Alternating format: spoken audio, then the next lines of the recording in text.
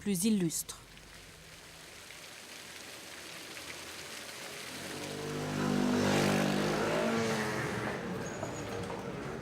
À l'écart du tumulte, Amalia Daniele aime flâner dans les petites rues. Amalia appartient à une des plus anciennes familles de Syracuse et elle a choisi de vivre ici, sur l'île d'Ortigia. Pourquoi j'aime tant cet endroit? Parce que si on ferme les yeux, on respire encore l'air des siècles passés. Même s'il y a ces bruits, cette ambiance, il y a cet espace marqué par le passé. À Ortigia, il y a par exemple ce rapport magnifique entre ombre et lumière, entre les cours, les ruelles et les maisons. Et ceci est vraiment beau. Avec Amalia Daniele, nous arrivons dans le quartier de la Giudecca, l'ancien quartier juif. La communauté juive de Syracuse est l'une des plus anciennes. Elle est arrivée juste après la destruction du temple de Jérusalem. Et les Romains leur ont désigné ce quartier. Un quartier toujours populaire aujourd'hui. Amalia en connaît chaque cour, chaque rue et tous les ateliers qui continuent de le faire vivre. Voici les boutiques d'artisans qui restent à Syracuse. C'est important de garder les artisans?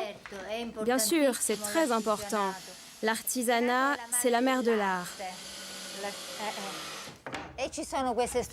Et regardez cette structure magnifique. Et là, la porte de la réserve.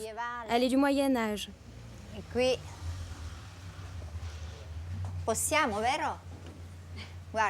C'est une porte médiévale magnifique. Et de l'extérieur, on n'imagine pas qu'à l'intérieur d'une structure comme ça, aussi simple vue de dehors, il peut y avoir de tels restes. À l'écart des circuits touristiques, Amalia privilégie les passages étroits, cachés de l'île d'Ortigia. Dans une de ces ruelles de la Giudecca, elle achète il y a 20 ans un ancien palais en ruine qu'elle entreprend de retaper. Vous en avez fait un vrai palais? Oui, c'était du travail. Parce qu'il est vraiment très beau ce palais. Avec toutes ces stratifications des époques. Cette partie-là est médiévale avec ses arches.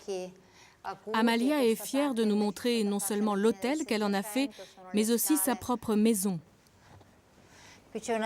Ici, c'est la salle de lecture, avec un très beau plafond voûté ancien en pierre brute de Syracuse. Salle voûtée, pierre apparente, lumière étudiée, font aujourd'hui oublier les années de travaux. Des travaux qui lui ont réservé une surprise de taille. Ici, on s'est demandé ce qu'il y avait dans cet endroit. À l'étage, on a vu une pièce, et en dessous, non. Alors, on a cherché à ouvrir le mur, et on a trouvé cette petite fenêtre.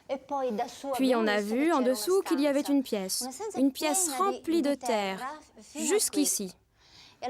Alors, on est descendu, nous avons ouvert ce passage, et nous avons commencé à nettoyer. Et puis, nous avons découvert l'escalier.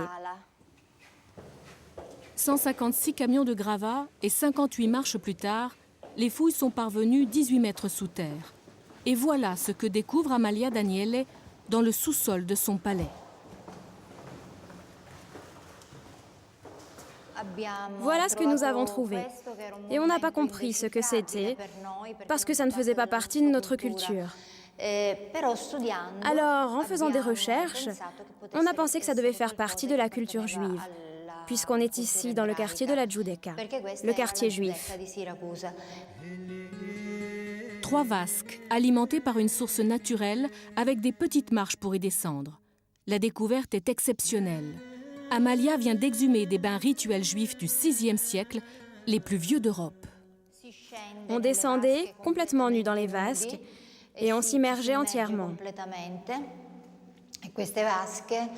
Ces vasques ont une grande importance dans la religion juive, dans laquelle le rite de purification joue un grand rôle.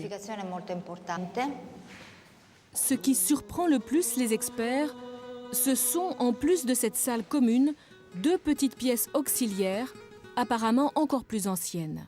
Ce sont des vasques différenciées. Il y en a 3 dans une zone, et ces autres pour les personnes seules qui souhaitaient faire leurs ablutions sacrées à l'écart.